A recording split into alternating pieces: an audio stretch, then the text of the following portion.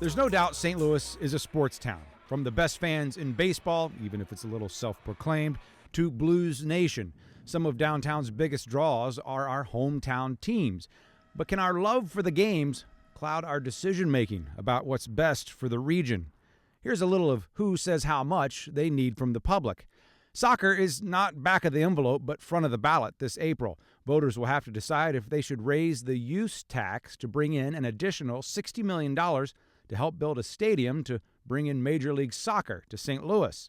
Backers and even a local sports economist argue the return is more than money.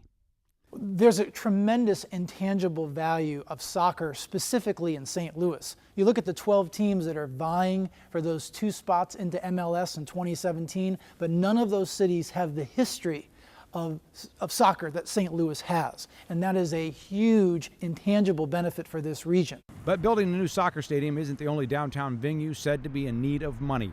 Owners and operators of both Scottrade and America Center say they are due for renovations. Home to the St. Louis Blues, Scottrade opened in 1994, and Blues ownership says renovations are needed in order to continue to book national touring acts. The city owns the building, and just last week the Board of Aldermen approved $64 million in bonds to renovate the facility, including a new scoreboard, improvements to the sound and lighting systems, and renovations to locker rooms. There's no question that Scottrade Center needs repairs, needs improvements, and I'm very happy to see things moving forward in that particular case, and hopefully that momentum will continue. I've seen and toured many arenas around the country.